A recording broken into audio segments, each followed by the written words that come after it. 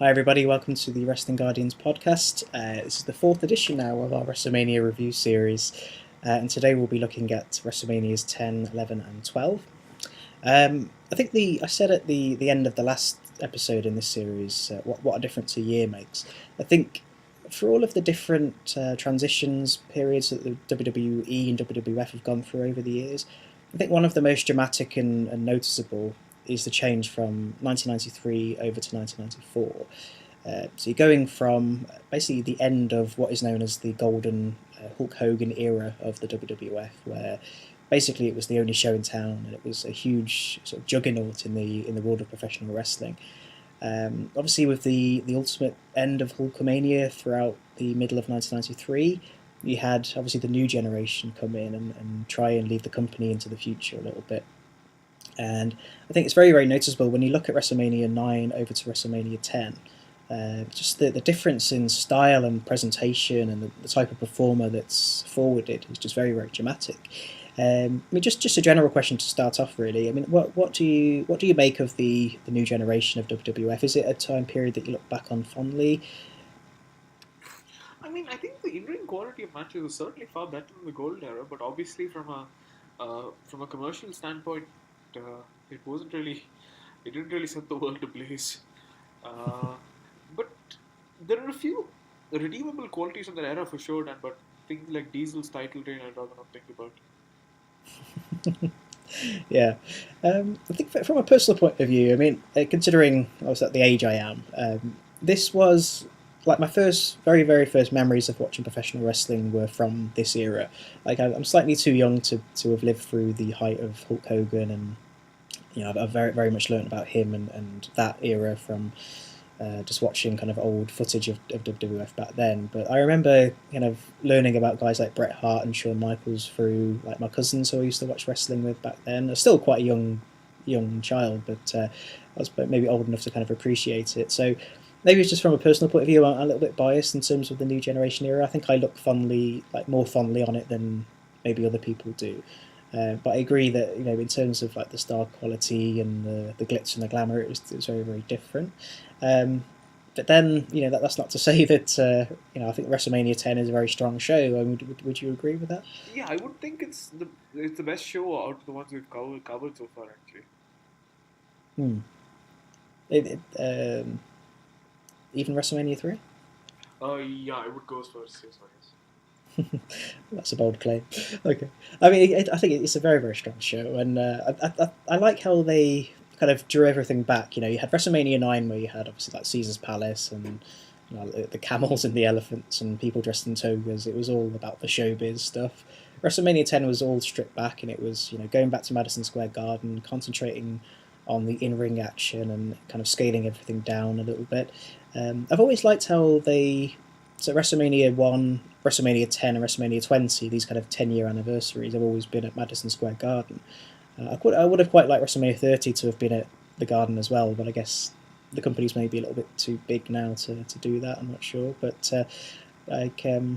do you tend to enjoy wrestling at the Garden?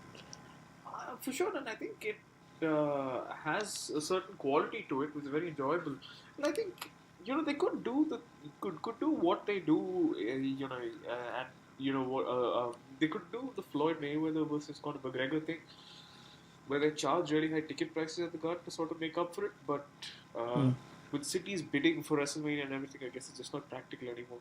But the Garden always has a certain character to it, and I'm always disappointed that they don't do more shows there than they do currently. Because right now, I don't think they do a lot more than house shows at the Garden. Hmm. Yeah, no, exactly. I think it just works really well for me. I think, but yeah, certainly this is a very positive show, and I think that it starts off in tremendous fashion with the showdown between the Hart brothers. I mean, for you, is this the best opener to a WrestleMania of all time? I am usually inclined to say yes. Mhm. Off the top of my head, I can't think of another one that's better than this. The storytelling and everything was just so brilliant. I'd even go as far as to say this was a five-star match. Uh, Mhm. we're going to talk about the ladder match later on in the card, but I think this was every bit as good as a ladder match. And I know that's a big claim, but I really love this. Yeah, no, I don't think it's a big claim at all. It's always angered me over the years actually that this hasn't officially been given a 5-star rating. Like, you know, their meeting at SummerSlam '94 obviously ended up getting 5 stars from Meltzer, and say what you like about him, I guess, but I think this definitely deserves to be in that conversation. Like, you know, this is definitely in the upper echelons of not just WrestleMania openers, but just WrestleMania matches of all time as well. I mean, I suppose the younger fan today would maybe posit Bryan versus Triple H at 30 as being a very good opener as well. But I think there's just something magical and special about this particular match, and Owen Hart very much the kind of Daniel Bryan of the new generation era in my personal opinion. And I think the brother versus brother storyline, like that appeals to a lot of people. Like, I am the younger brother of my older brother, obviously, and I've always loved the fact that Owen got the win here as well. It's just like a victory for younger brothers all around the world. And it's just a very simple storyline that just appeals to people. You don't need to think too much about it. Obviously these two are going to be at each other's throats because there's that competitive element to it as well. So yeah, really good display here from both guys, you have to say. Yeah, for sure. I agree 100%. Coming back to the Daniel Bryan Triple H thing, I think if you're looking at it as a performance throughout the show as a whole, I think Daniel Bryan was far better than Bret Hart over the two matches. But I think this one was definitely better than the Triple H match for sure. Yeah, I think that's fair to say actually. Because I think Bret Hart had a. I mean, I don't think the main event was very good. Yeah, yeah. It's I mean, I suppose for all the praise we heap on Bret Hart, I mean, one thing that we forget is that he had to fight two matches in two very different styles. Like Daniel Bryan, you could say that maybe Triple H isn't so far away from somebody like Batista or Randy Orton, but if you imagine fighting somebody like Owen and having to kind of prepare for that very technical, athletic match, and then having to prepare for Yokozuna, like a totally different animal. Again, it just stresses just how impressive this performance from Bret Hart was at WrestleMania 10. Oh, for sure, for sure. Unbelievable performance to open up the card. Dan, I think over the course of the show, we're going to talk about several stellar Bret Hart performances. Some star-making turns here and there too, where he makes a character who will go on to define the course of wrestling as we know it, not Stone Cold Steve Austin the Beast. But it's a pity that he's always sort of maligned as the guy who could never draw money. Sure, he wasn't Hulk Hogan or The Rock or John Cena, but he he steered that ship. He kept things afloat at a time when WWE was arguably at its nadir. Absolutely. I mean, it is different now looking back because you've had the careers of Stone Cold and Austin Stone Cold and Hogan to compare it to. But Bret Hart was a tremendously popular superstar in his day. He just had like a more of a scaled down company to deal with, I guess, and it's a little bit of a shame. But I think he would have been tremendous if he'd stuck around during the Attitude Era as well. I think he would have had a big part to play in that. But obviously, that didn't work out that way. I think, going back to the match as well, I think a lot of people talk about how this was really important for Owen Hart because he was kind of floundering a little bit in the sort of the lower mid cards. He was in that tag team with Coco Beware for a while, which wasn't really setting the world alight. And then people say Bret Hart came along and basically just picked him out of obscurity and made him like Owen Hart, this beloved character that we all know today.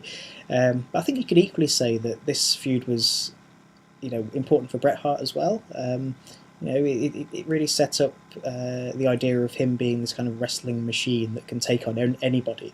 And the fact that he had two performances in one WrestleMania was really, really important. So I think we need to stress that as well, that as much as Bret did for Owen, I think Owen did for Bret as well. For sure, for sure. I think it's similar in some ways to what WWE are trying to do with Seth Rollins today. And if the Johnny Bravo thing plays out and Roman Reigns gets indicted in a steroid scandal, you bet your bottom dollar it's going to be another wave of skinny guys headlining shows. Yeah, absolutely. Yeah, you could see maybe like Rollins and Rollins and Balor maybe fitting into this role here and leading the company forward. But maybe that's just us dreaming. I'm not sure. Do you think we'll ever get to see Vince McMahon wearing a neck brace to court again? Yeah, I think there's time for that. I think I think he's at that stage now where he just doesn't care. He's just going to live out the rest of his life as the way he wants to, which is fair enough. So I mean, obviously, it's very tempting to kind of dwell on this match because it was so good. But I certainly think that there's plenty of other things to discuss in this card. I mean, it's not just a kind of a 2-match show for me anyway.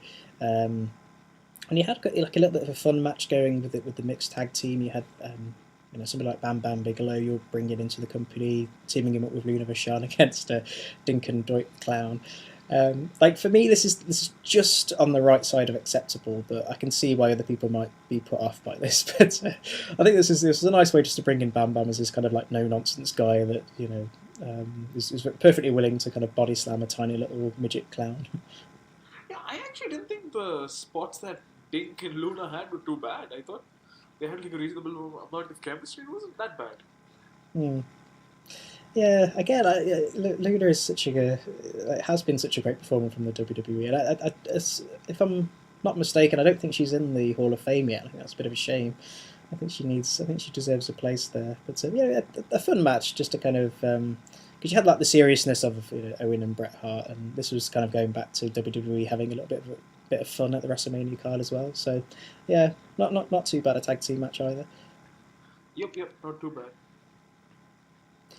We then move on to Randy Savage's last night at WrestleMania. Yeah, I mean, that's a sad one. It's a little bit of a point of contention. I mean, people would say this is the last time we ever saw Randy Savage at WrestleMania. Wouldn't be with the company very long after this, and it was against Crush. And what did you make of the match? So I think the concept of the match is pretty good. Not sure about the execution. Both guys, I think they tried their best, and I mean Randy Savage is obviously over and everything, but I just didn't click for me. Yeah, I did like the Force Count Anywhere concept where you had like, was it 10 seconds to get back into the ring after being pinned? Like I quite like that. It gives it a little bit of another element to the match in general.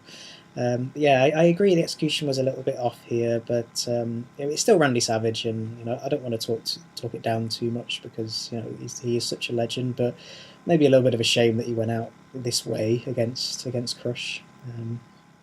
But that I think something we've agreed on during our WrestleMania review series is for all of Randy Savage's greatness as a babyface, he was a better heel.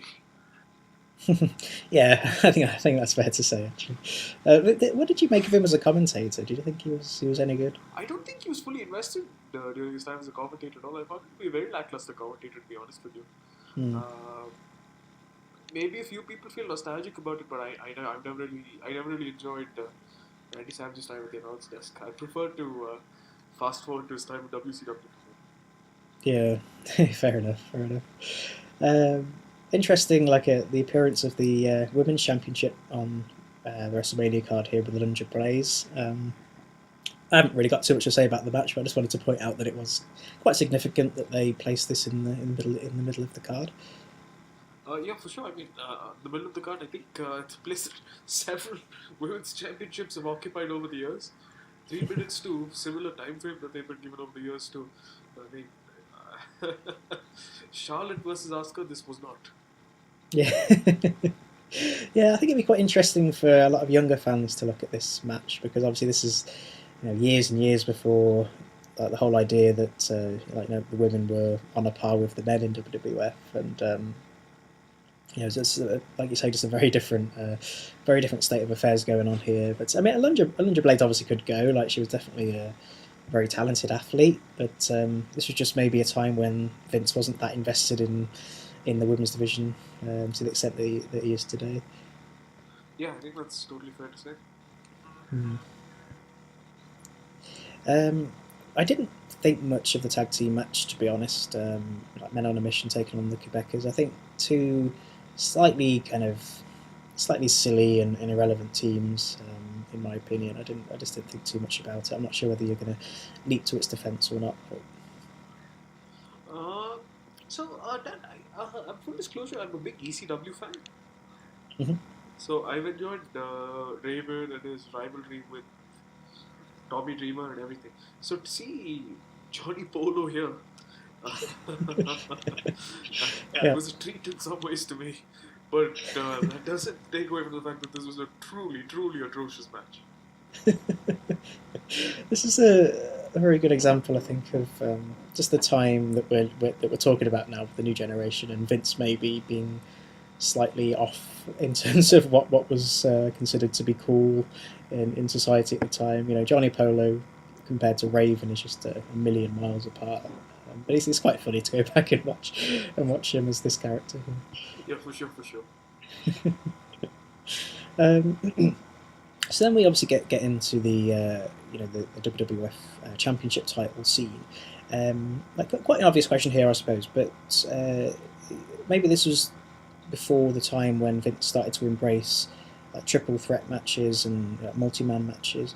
But do you think they did the right thing here of having two title matches in the one show, or do you think maybe they could have just gone in with a triple threat with Yoko and Lex and Brett?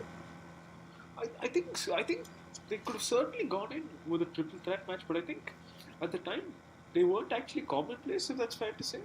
So I could sort of I could sort of sympathize with Vince McMahon and see why the idea of a triple threat match wasn't appealing to him. Even to this day, Vince McMahon is sort of frightened to book a triple threat match for the main event of WrestleMania, and he's very, very reluctant to do so, and he won't really do it unless he's trapped in a corner and he doesn't really have any other choice. Yeah, and I'm kind of with him on that, to be honest. I'm not a fan of triple threat matches for championships. I always like it to be one-on-one.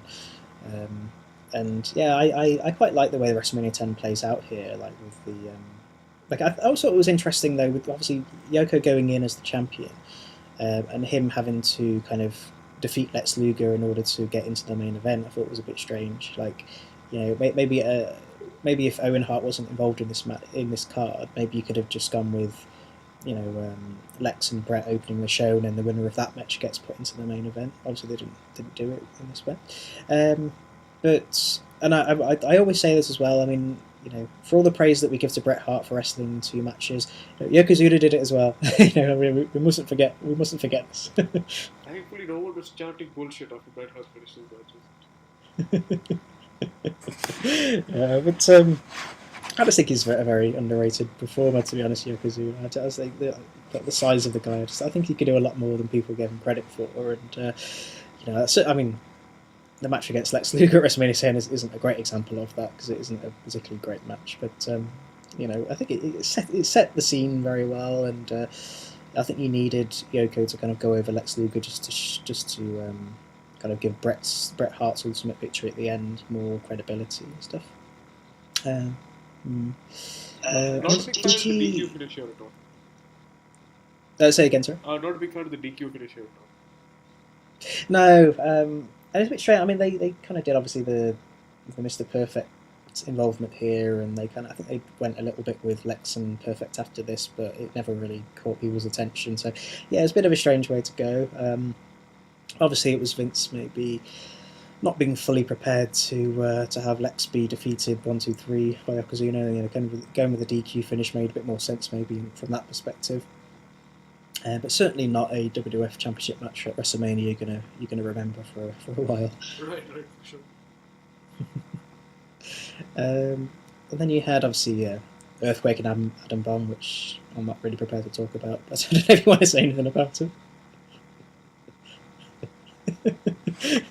But and obviously we get into, so we've had obviously Brett and Owen. We've talked about how much we enjoyed that match. Another huge match on this card, obviously, and the 5-star classic, if you like. Razor Ramon going up against Shawn Michaels for the Intercontinental Championship during the ladder match. Kind of initial thought. I mean, is this a match? Obviously, I'm guessing this is a match that you look back on fondly, but. Were you around at the time, or did you kind of learn about this match later on? Later on, and I wasn't really born until September of '93. So. Oh, okay, fair enough. So I have a pretty controversial take on this match. So I think after all of the Money in the Bank ladder matches and all the Ring of Honor ladder matches and everything we've seen over the years, I don't think this one stands the test of time. Mhm. That is a controversial point. I think the psychology of it is great and everything, but Mhm. I think uh, modern day wrestling is put sort of left this one in its wake. I Mhm. can I can appreciate it and see why people would have gone crazy over it back in the day. But if you showed this one to a modern day wrestling fan, I'm not sure he's going to come away with it with the same amount of reverence that most veterans have for it. Mhm. Yeah, and that's obviously the point. I think. I mean, because it's like looking back at old wrestling matches and cards, like you're always going to have that element where you know what wrestling is today, and you're always naturally going to compare it to the ladder matches that we see from the WWE at the moment. Um, but I think, like from someone who enjoys enjoys a lot of fan involvement in their wrestling, I love the way that. Shawn Michaels in particular, but obviously Razor Ramon as well. But the way that Shawn was just playing the crowd and sort of using the ladder to his advantage, I just think was really tremendous. And I think um, it's a lot more it's a lot more low key, but also a lot more subtle than some of the ladder matches that we see today. And in my opinion, I still think this is a very very effective match to go back and watch. And I disagree to an extent. I think if you brought a younger fan over and got them to watch this match, I think he would or she would appreciate kind of how important it was. And just from a performance standpoint, I think Michaels did a tremendous job here. And I haven't always gone with the narrative that this was Shawn Michaels having a great match with a ladder. I think Razor played his part in all of this as well. But no, it still stands the test of time for me, certainly. But I can kind of see where you're coming from in it as well. But it's just me being maybe like an older wrestling purist. So then I actually think that Razor Ramon was a very good worker when he was motivated. It's just that he was drunk or high half the time, unfortunately. Absolutely, yeah. No, I mean, yeah, both tremendously talented guys. Obviously, I mean, Shawn Michaels maybe had a little bit more of a kind of like the raw talent coming through, but Razor Ramon, like I say, definitely played a significant part in this particular match. Um, one thing that I've learned in later years about this match is that like Randy Savage got really angry with the two of them backstage because they actually went more time than they were supposed to. And I think even the referee and bit like people were sending messages to the referee telling them to like close it out because obviously they needed to put the main event on as well. And apparently it angered a lot of people backstage. But I suppose when you look at it as a full package, maybe they were vindicated in doing so. Right, that's fair enough. That's fair enough. Thankfully, it all worked out. Yeah, And, and and, it's and to be honest, I don't think I would have complained if they took another 5 minutes away from Bret Hart this year. yeah. But it goes back to how much influence and power that the Click had at this time. And these were obviously the early days of that group, but it's a good example of how they were kind of getting what they wanted. But yeah, no, I think WrestleMania 10 will always be remembered for this one as well, and it definitely, in my personal opinion, I would feature it in maybe the top 10, maybe 15 WrestleMania matches of all time. But it's quite interesting to obviously talk to somebody who has a different opinion. It's quite refreshing actually, because mostly when I say that this is a great match, people just agree with me. So it was quite interesting to hear your point of view on that.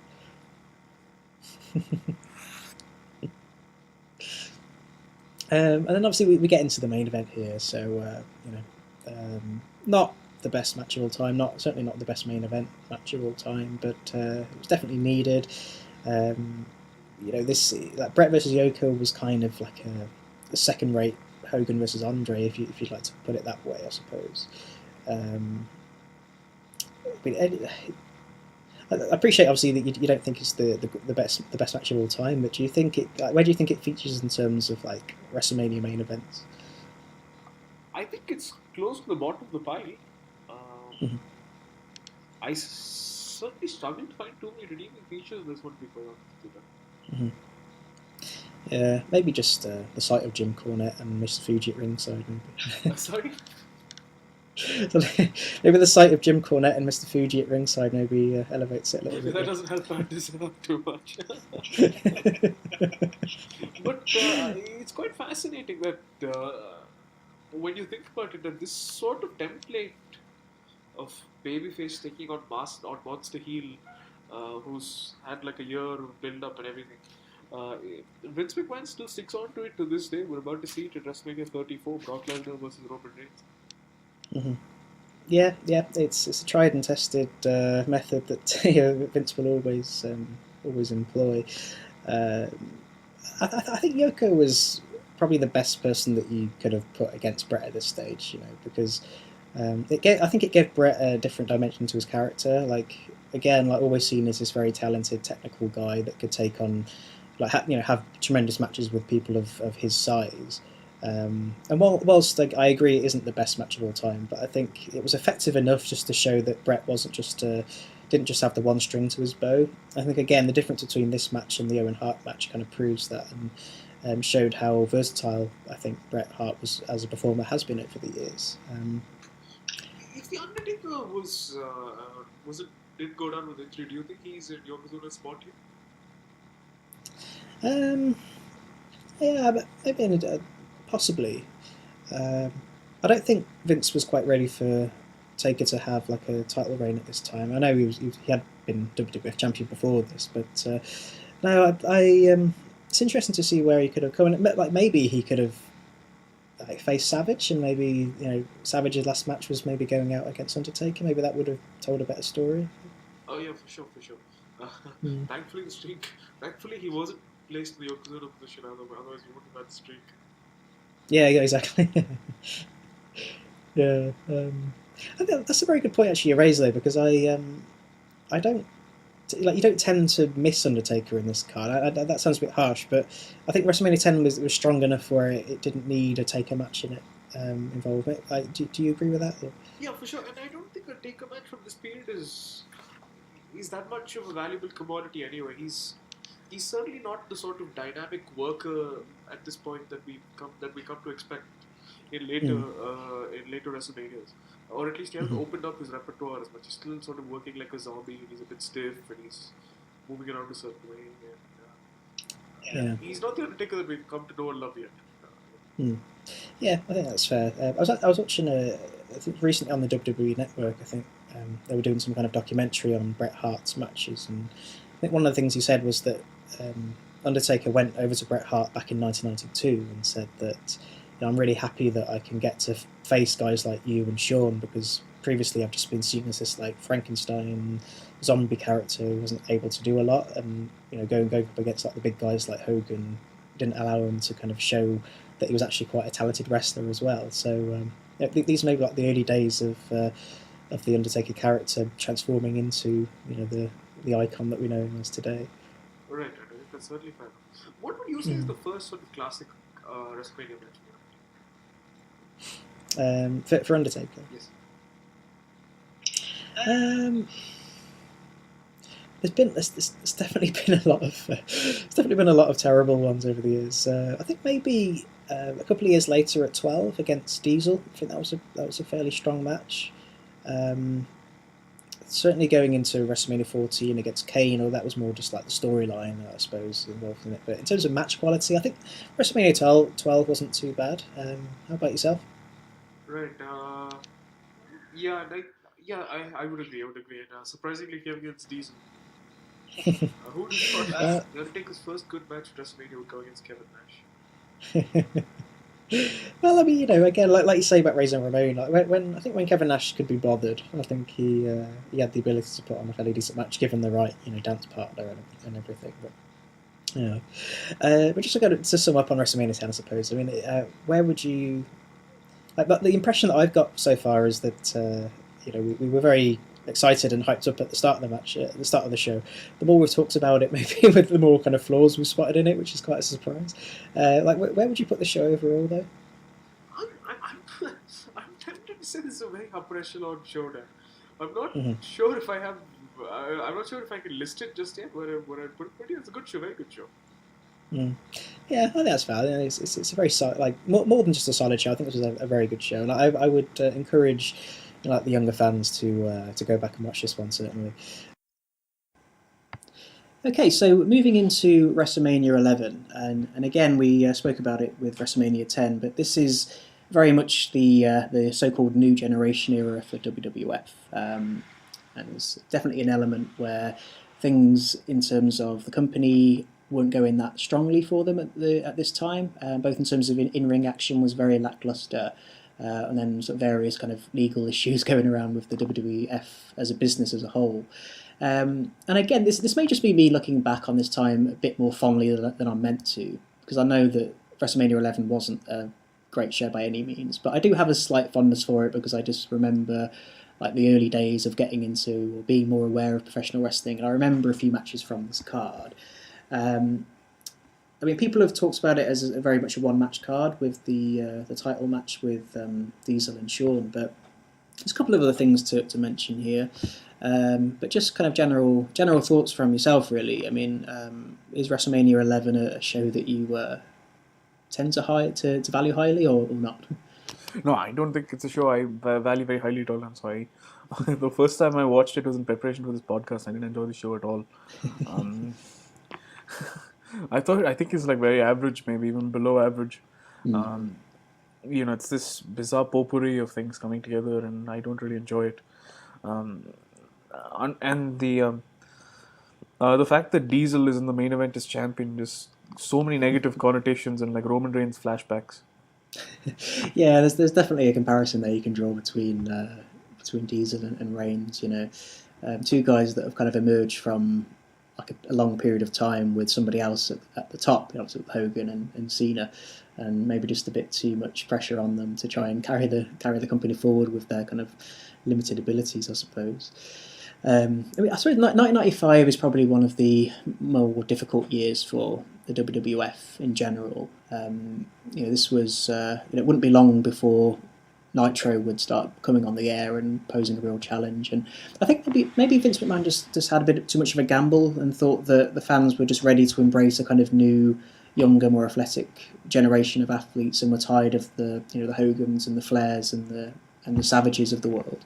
But obviously that turned out to be wrong with the success of the early days of Monday Nitro. And yeah, it definitely comes out in this card as well. I mean, there's still some names that you will obviously remember or recognise if you're a younger fan looking back. I mean, The Undertaker is on this card, obviously. Shawn Michaels and Bret Hart and everybody. But were there any matches in particular that kind of stand out for you here? Well, I think the match between Lawrence Taylor and Bam Bam Bigelow stands out to me because it isn't awful by any stretch of the imagination. Lawrence Taylor certainly held his own, even though it was his first real wrestling match. Mm-hmm. He maybe overdid a few things here and there, like the forearm to the jaw and everything. But it's not the worst one I've ever seen. Mm-hmm. We've seen celebrities used in far worse capacities than this one. Yeah, I think Taylor actually surprised quite a lot of people with his abilities to actually work a wrestling match. And like dare I say, I think in terms of the WrestleMania main events of all time, like this certainly isn't one of the best ones by any means, but it did a lot more than it was I think supposed to or had any right to actually. I think Bam Bam, this was a great opportunity for him as well. Like he was being presented as like an up and coming like big guy that obviously we know that Vince McMahon likes to embrace as much as possible. I mean, he had that kind of slightly comedic match with Luna back at WrestleMania 10, but here he was the guy. Like he was in that spot, and it's always intriguing how they went with Bam Bam to face Lawrence Taylor here. I mean, do you? I know like the younger fans will maybe not know that much about Bam Bam Bigelow. Do you have any kind of general thoughts on him, or is he somebody that you tend to admire? Or? Dan, I think he was well before my time. But he was a good big man, more mobile than you'd expect him to be. And of course, so the great story of him I've ever heard is that Paul Heyman actually booked his professional wrestling debut at Studio 69, which is something always bring a smile to my face. But this is certainly what I'll always remember him for. This in his failed MMA fight in Japan, Yeah. where Yeah. Chemo Leopoldo choked him out in like 10 seconds or something. Yeah. I think he's definitely in that category of somebody that the older fans will remember fondly, but maybe like you don't hear that much about these days. Like, is he in the Hall of Fame? I mean, considering that Coco Beware is in the Hall of Fame, I don't see why he shouldn't be in the WWE Hall of Fame. Yeah, no, absolutely. I mean, it's just funny how there's only been a select few superstars that have had that honor of main eventing a WrestleMania, and Bam Bam is in there. It's a credit to him, and obviously maybe a sign of the times in terms of what 1995 was all about. Because Vince was still, I think he was very desperate to kind of retain the kind of high profile involvement with the fans, and he didn't want to kind of lose his position at the top of the entertainment business. So reaching out to other forms of entertainment was maybe the way for him to go. And maybe this shows that he didn't have as much faith in Diesel and Shawn Michaels to draw in the ticket sales as maybe we thought. Yeah, maybe. I mean, after all, in hindsight, with the benefit of hindsight, we know that Diesel was the poorest drawing world champion in the history of pro wrestling. I mean, the history of WWE anyway. People like Chris Jericho still make fun at his expense. To this very day. So I don't blame Vince McMahon for not having any faith in Diesel. Yeah. Just trying to think if there are any other matches here that. I mean, I think one match that maybe is a little bit underrated, maybe because it's on this show actually, is the IC title match with Razor Ramon and Jeff Jarrett. So you bring in Razor Ramon here, and I think even back then you could realise that he was somebody that had quite a bright future. And I think he'd already challenged, I think, for the WWF title by now. I think he had a match with Bret Hart at one of the shows before this. And now you bring him as this kind of, he just turned him babyface, and he's associated with the 1-2-3 Kid. And he was a fairly interesting character. I mean, Jeff Jarrett's never been someone that I rate that highly, but I think in terms of Intercontinental Championship matches at WrestleMania, this certainly isn't one of the worst. Oh yeah, certainly not one of the worst. It's a solid mid-card match, and it would have been acceptable on most cards, I guess. Unfortunately, it just wasn't good enough to redeem this show, in my opinion. What did you make of the finish then? Do you think the DQ finish worked in this one? Yeah, no. I mean, I think this was time to go for like full force with Razor Ramon. I think it was a bit of a cop out with the DQ finish, and I don't know if it would have changed that much if they would have had a proper finish, but it doesn't. Like, I remember this match for the quality of the performances, like in the ring, the finish. I could just kind of take or leave. It didn't really have any long-term consequences or anything, but I just think it's a decent match in a fairly substandard card. Yeah, I think that's fair to say. What did you think of the? Because on paper, the team of Lex Luger and British Bulldog as the Allied Powers, that you'd think that would kind of work. I think maybe back in the 80s that would have been a very popular tag team. Maybe like 1995, not so much. I mean, I'll always talk very highly of the British Bulldog for obvious reasons. I think he's fantastic, but it just didn't quite work for me. It was a little bit too cheesy. I think the pairing of Luger and Bulldog. For sure, Dan. A big fall from grace for Lex Luger, considering he was challenging Yokozuna for the WWF title at the last edition of WrestleMania. And he certainly failed as a single star. There's no question about that. I didn't particularly get this tag team. It was a bit too cheesy for me. It was a bit too 80s, and to certainly, one of those occasions where WWE just wasn't up to date with the times. Yeah.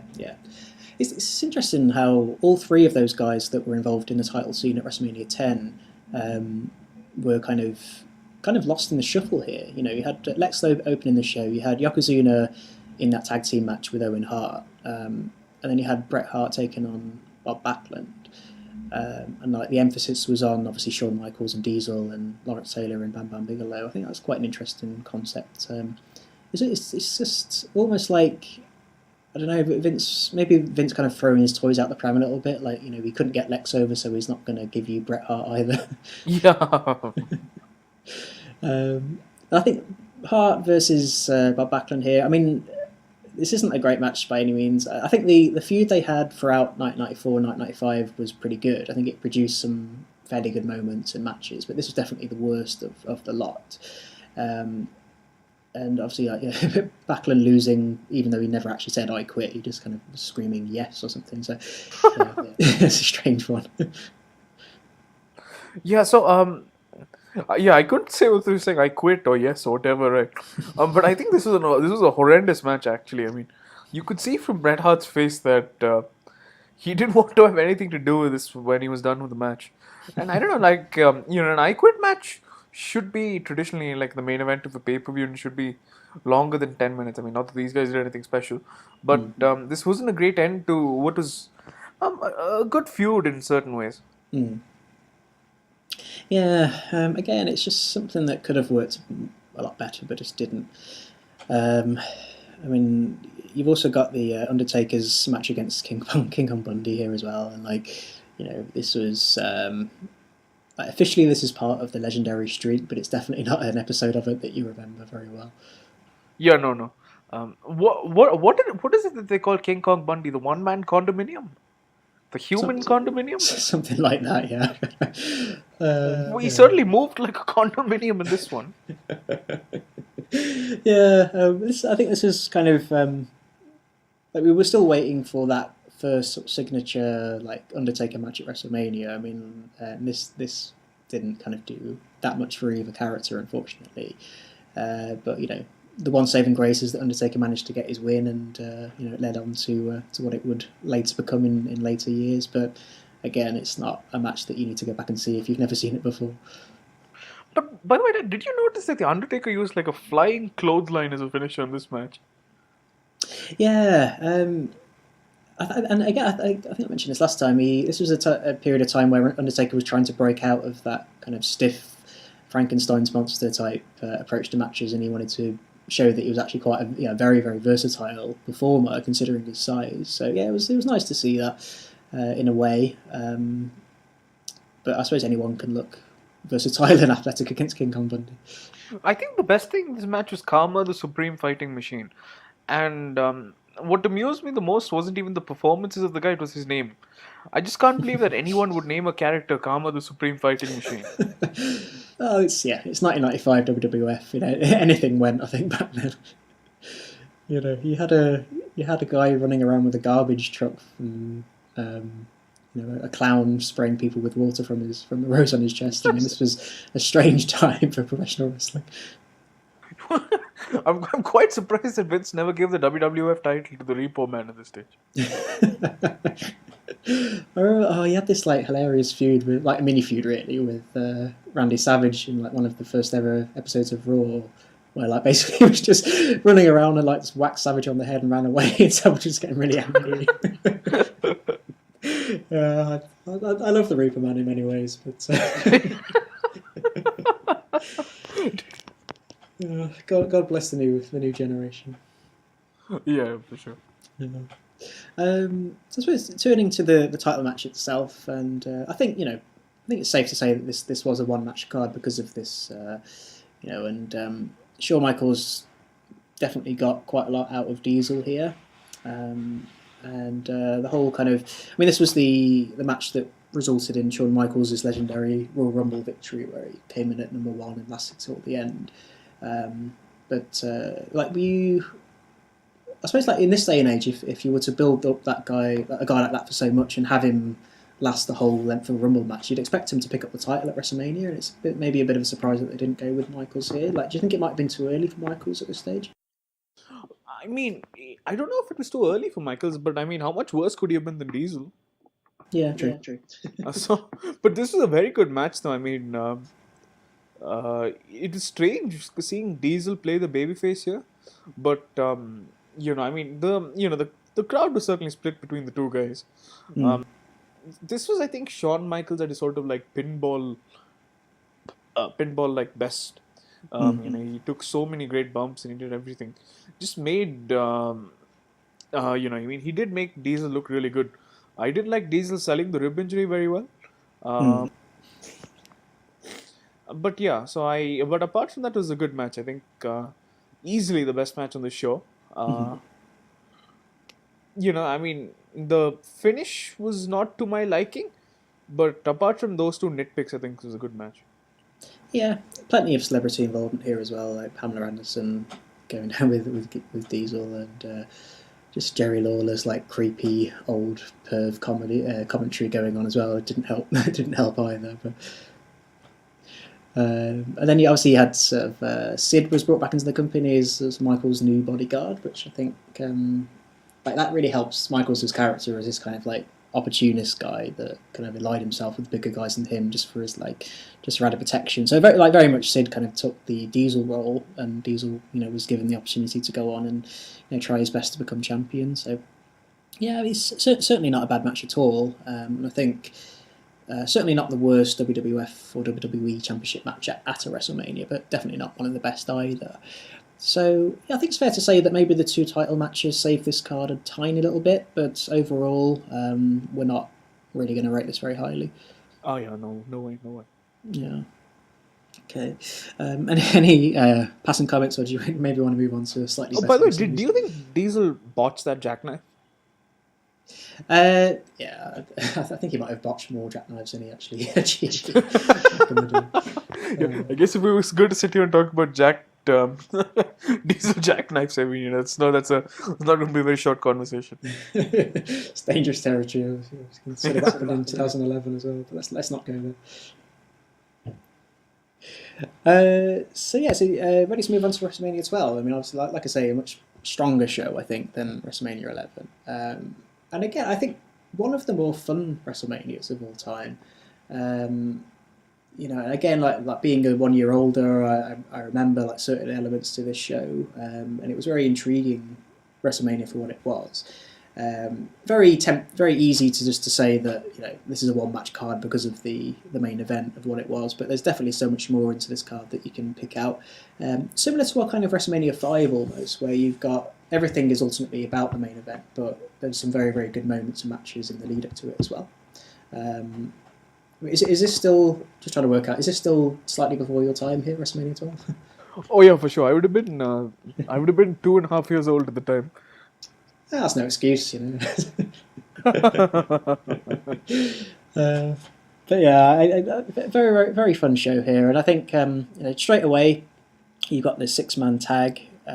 Obviously, that's because if you're going to have a 60-minute Iron Man match, you want to get as many people on the card as possible, so they kind of lump them all together here. But it certainly wasn't a bad match, and again, I've always said that WrestleMania could do with being kicked off by this very high energy multi-man match. Very big names involved here as well. Obviously, you had the Bulldog, Owen Hart, and Vader taking on Ahmed Johnson, Jake Roberts, and Yokozuna. Any matches that stand out for yourself here? So I think this was a good match, but the thing I got a kick out of most was the wrestling debut of Stone Cold Steve Austin. This was the first time we saw him on this stage, taking on Savio Vega, and of course he's still got Ted DiBiase there with him. So the strange thing I found is that he was still being called Stone Cold here, even though he was technically the ringmaster. And I mean, obviously, it's before the Austin 316 promo that sort of really got the rocket behind his back, and it's also before Austin's knees went. He was still a good worker. Savio Vega, he's not in his prime here by any stretch of the imagination, but a good match nonetheless. Yeah, it's very strange to go back and see people not really care that much about Stone Cold, because he's like a very new character here and not being transitioned from the ringmaster, which was obviously an awful gimmick, and seeing him hold that $1 million title and it's stuff, and people just I can kind of take it. This guy might be okay, no idea what the kind of megastar that he would later become. But yeah, I agree, great match, and again, before the knee problems, before obviously the neck injury in 1997, he was a different type of performer, quite versatile, able to do a little bit more than maybe you could do in later years. But this was still a time in the WWF when promos and the ability to talk on the mic weren't as important as they would later become. So I mean, again, it's that problem as well. Looking back with hindsight, could you have told back then that he was going to be a big star? Probably not. But you weren't too far away from the Austin 316 promo here. I think it was only a few months later, wasn't it? Yeah, right at the King of the Ring. So I mean, if I were watching this live and you asked me whether this guy would go on to win a world title, I would probably bet no. But little would I have known that he'd go on to become the most lucrative character in the history of professional wrestling. Yeah, I think it's when he shed the skin of DiBiase as well. I mean, like, God love DiBiase; he's one of my favourites from the kind of Hogan era. But yeah, that pairing wasn't very needed, and it wasn't until he was able to go on his own and show what he could really do. Maybe it gives us hope in 2018 that one day Roman Reigns could have a kind of Austin 316 moment and change the course of wrestling as we know it.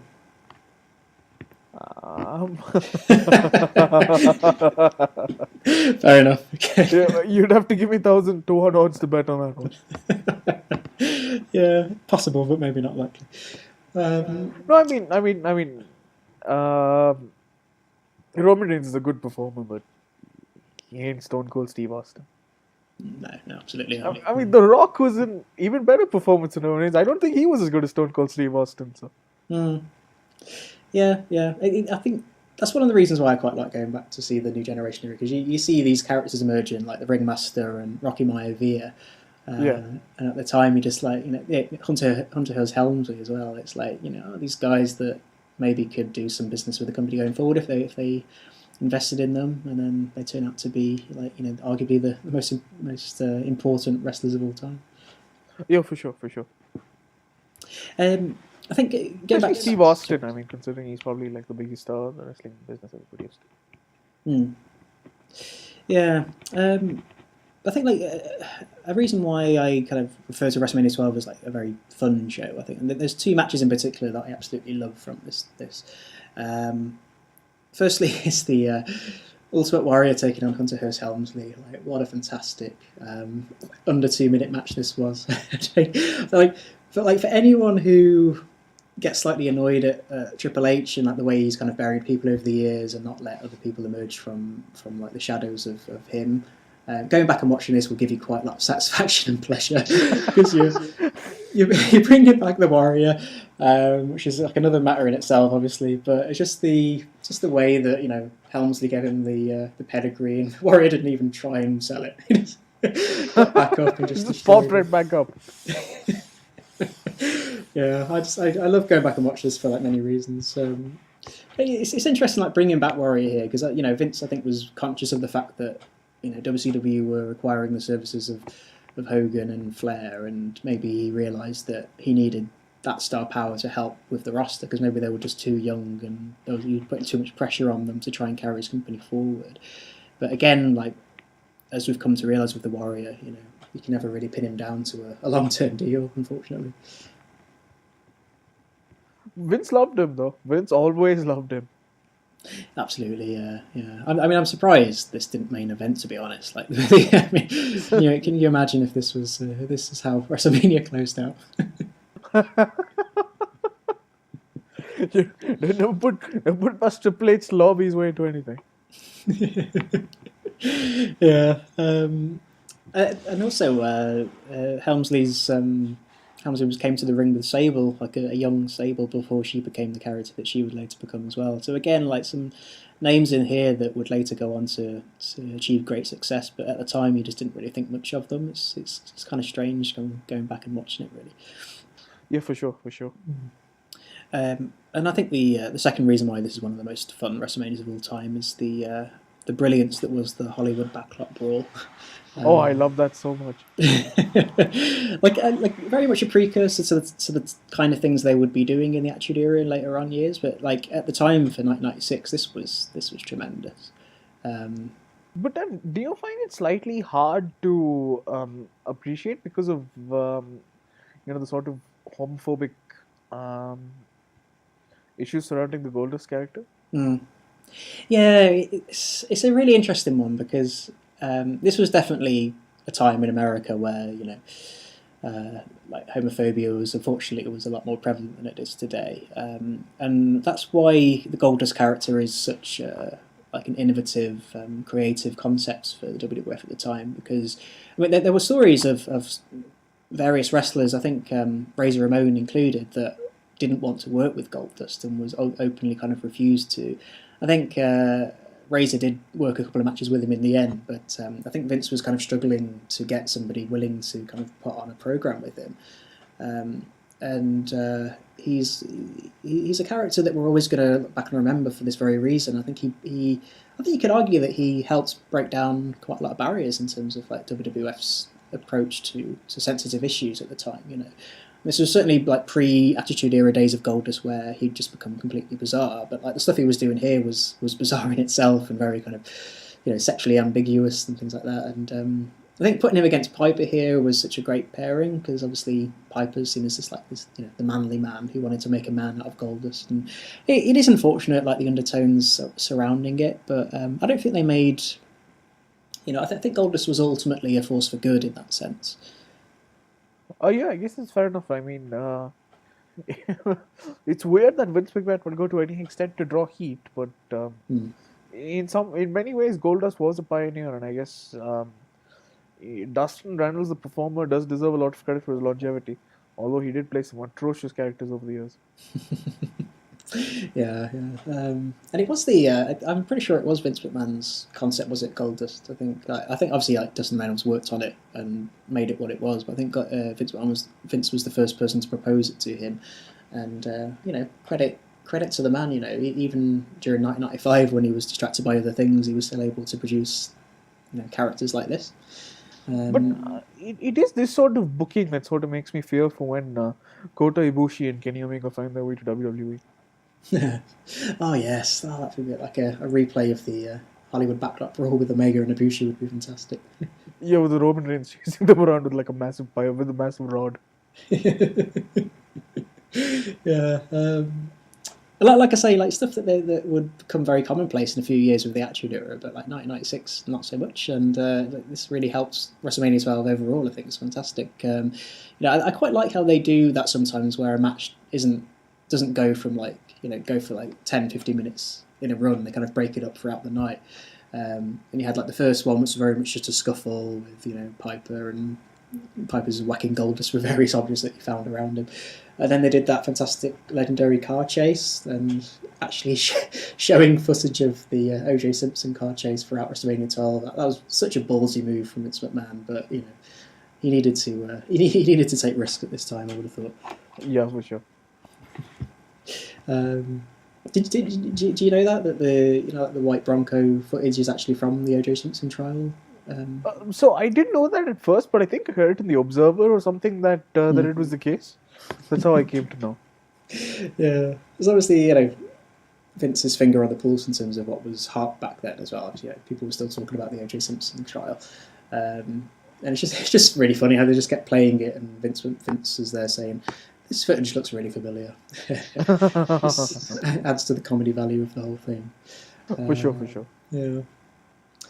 But then, of course, you have. I think we said this last time. Maybe Undertaker's first, like technically his first sort of very well worked, very noticeable WrestleMania match against Diesel here. And again, you know, back to back performances from Diesel, where he kind of excelled some of the expectations that we kind of attach to him now. I mean, did you like this match here with Undertaker and Diesel? Yeah, I thought it was a pretty good match, Dan. I think it was like one of the better outings on the night. I think the two matches that are obviously going to stand the test of time are the Iron Man match and the Hollywood Backlot Brawl, but a very good match in its own right. This is, of course, the time when Diesel was on his way to WCW and he had given notice and everything, so everybody was going to go and get a win over him. Yeah. And in the build-up to this match is also the first time where we see the Undertaker's now iconic casket segment, which is used over so many opponents over the years. And this is really where, you know, we see a more familiar version of the Undertaker, the sort of guy we know and love today. And I thought he carried Diesel in this match, absolutely, for sure. In this sort of mood, I think the Undertaker could have had a great match with the kitchen appliance. I loved his attire in this one too. Tremendous performance by the Dead Man here. Tremendous performance. Yeah. 5-0 for him.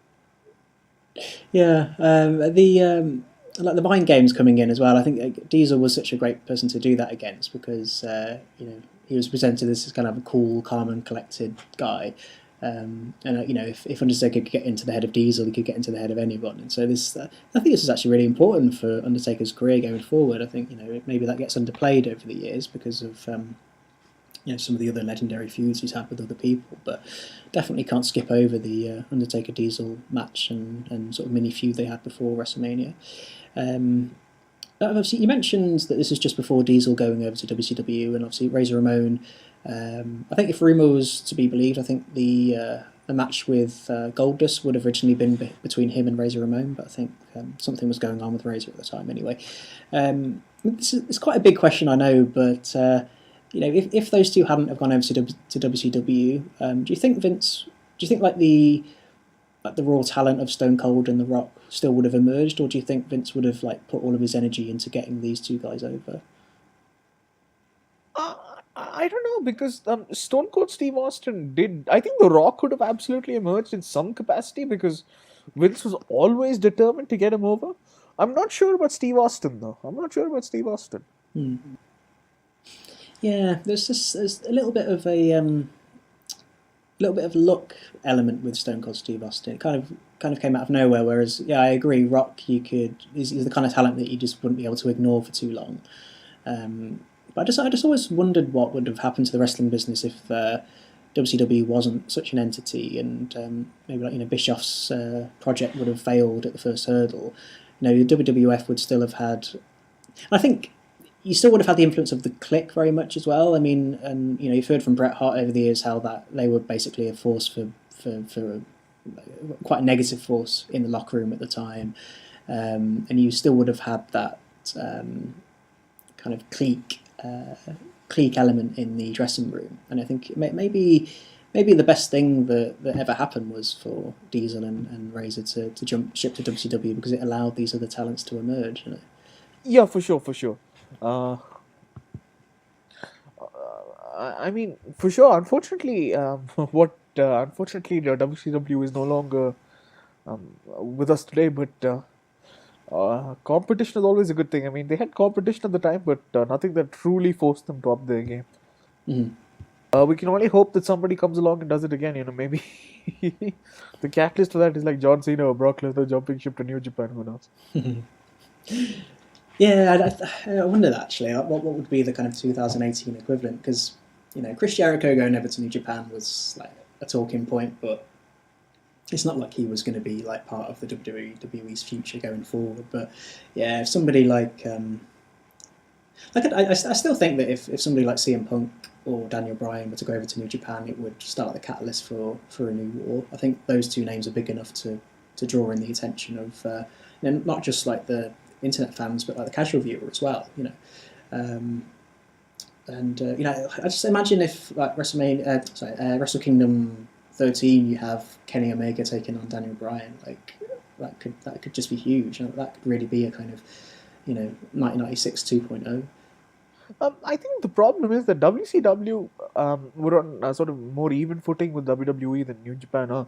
At this stage, WWE is such a big part of is not a big part of, but it's ingrained in the American culture. While New Japan, unfortunately, is not. It's watched by a very, very, very niche audience, and it's always going to be an esoteric product. Is maybe my fear. I mean, if they were to sort of be another sort of renegade startup promotion in North America, which had a good amount of funding, I think that would be the easiest way. That'd be the surest thing you could have 96 2.0. Yeah, remains to be seen. I mean, I know New Japan have got a couple of US shows coming up fairly soon as well, and they're measuring that in terms of how quickly they're able to sell out arenas and see whether they could launch a challenge against the WWE. But I agree, it's probably quite a long way off at the moment. But maybe it just takes that one competitor just to jump ship and things would change. But yeah, we're going off track a little bit here, but it remains to be seen, I suppose. And yeah, obviously, the main point of WrestleMania 12, the thing that everybody remembers, is the 60-minute Iron Man match with Shawn Michaels and Bret Hart. I think over the years this has been quite a divisive match. I think a lot of people are quite quick to to say that this maybe was a little bit overrated in what it was.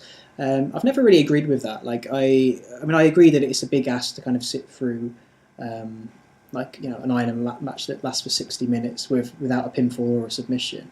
But I think that's to its credit. I think it's very brave that they went with that rather than going sort of 5-4 or 6-5 or something. What are your thoughts on this match, really? I mean, what are you in the camp where it is a overrated match, or do you think it's stands the test of time? It certainly doesn't stand the test of time for me. Mm-hmm. I think 60 minutes is way too long for any professional wrestling match. Mm-hmm. But I can sort of respect the thinking behind it. And it certainly has its place in wrestling history. It was certainly to the benefit of WWE to try something like this, because it really got Shawn Michaels over in a really, really great way. Mm-hmm. Overtime and everything was fantastic. These guys had such an animosity between them, and this was really the boyhood dream come true. I mean, I think Vince was particularly awesome in this match. Mm-hmm. I think the way he's screaming, "Go celebrate, Michaels!" after Michaels comes out on top is just hilarious. I think. It was good for its time, but I don't want to see another 60-minute Iron Man match in the main event WrestleMania. Yeah, and that's why. I mean, I'm not so quick to defend this match. I mean, I do love it, and I'm definitely in the kind of person that would say that it was one of the better main events of WrestleMania history. But I don't disagree too much with people who say that it was an overrated match, because I think it appeals to a particular taste. I think it's like, I don't know if that many people who are listening are going to get this comparison, but it's almost like with cricket. You can have like a very entertaining T20 match that kind of with loads of sixes and things, but then when you have a really kind of slow build type of test match that goes 5 days, and then you get to the very end and you still don't know who's going to win, like the enjoyment of that is so much more because of what you've had to sit through and because of the patience that you've had to display first. I don't know. I don't even know if you are you into cricket or not. I don't know if you even get that reference or not, but. I was in my youth, but I'm not so much anymore. But yeah, I get it. I was always more of a Test cricket fan than T20. Yeah, but it was very, very, very confident, very ballsy move from Vince McMahon here. Firstly, just to have a 60-minute Iron Man match at WrestleMania. I mean, if you do this at a SummerSlam or a Survivor Series, then fair enough. But WrestleMania, there's like the one chance of the year to bring in as many revenues and ticket sales as possible, and you kind of go with this. It's very. It was a very confident move from him, and like I say, to have it still be 0-0 by the end of the 60-minute match, and then to go into overtime as well. It wasn't even a 60-minute; it was like 62 minutes, 63 minutes by the end of it. 61.5, I believe. Something like that. Yeah. One thing that lets it down a little bit. Maybe not lets it down, but one thing I don't like about the finish is that. I think this, because they were both baby faces at the time, I think this called for Bret to kind of hand the title to Shawn and lift his hand up. But I think the way that Bret kind of just stormed out of the ring, I think, was a little bit disrespectful. And it kind of goes into like the animosity that existed between Shawn and Bret, and obviously we've heard so many different versions of it over the years. But one thing that Shawn Michaels has always said is that he never thought Bret took him seriously as a main event star. And that really came out here. I don't know whether you noticed that or not, but it's just something that it kind of lets down Bret Hart as a guy for me, the way that he kind of left unceremoniously at the end of this match. Yeah, I guess, but Bret Hart was always that pompous sort of guy, and it's sort of in line with all the stories you've heard about him over the years. He wasn't a saint by any stretch of the imagination, neither was Michaels, I guess. Yeah. I know Michaels. Admittedly, is one of the hardest guys that ever to work with that the WWE has ever seen. But I just think he deserved his moment in the spotlight here, and he deserved that kind of passing of the torch moment. But I don't think Bret was willing to go with it, unfortunately. Yep, probably not, and that's, I guess, a comment on the wrestling industry as a whole at the time. Yeah, exactly. So where would you put WrestleMania 12 then in terms of like WrestleManias we've seen over the years? Oh, it was a very good show, and I'd certainly say it was above average. Yeah, I'd certainly put it in the top half. And I think because of the amount of fun that I had, I think maybe like from top to bottom, there's been more like stronger shows in terms of match quality, but it's the involvement of the Hollywood backlot brawl and the like the hilarious match with Warrior and Triple H, and then the legendary 60-minute Iron Man match. I definitely put this very highly, but like I say, I don't disagree too much with people who don't like this show, because I can see how it's not for everybody, but it's certainly something that appeals to me personally. Fair enough. That's fair enough. Cool. Though the Iron Man match isn't my favorite thing in the world, I can appreciate it enough and find things I like about other matches in the show for it to make it like a thumbs up show for me. Yeah, I think that's fair to say. Yeah. Cool. So we'll be obviously moving into WrestleManias 13, 14, and 15 on the next episode. And again, it's really interesting to kind of chart the transition that the WWF was going through at the time. But I think sort of recapping the previous 3 WrestleManias we've looked at, I think it's fair to say that WrestleMania 10 was a strong show. WrestleMania 12 was a strong show. WrestleMania 11 you could kind of take or leave. Like if you were talking to like a new person who's just got into wrestling now, like would you encourage him to watch any of these shows? Probably not. I would be more inclined to have them watch WrestleMania 17 or WrestleMania 19. Yeah. Fair enough. Cool. Okay. Well, thanks very much for listening, everybody. Again, just to remind you, just to subscribe to the channel if you've liked what you've heard today, and if you want to kind of keep track of our later episodes in this WrestleMania review series, then make sure to keep on track of what we're doing. Okay. Thanks very much for listening once again, and we'll see you all next time. Yep. Thank you.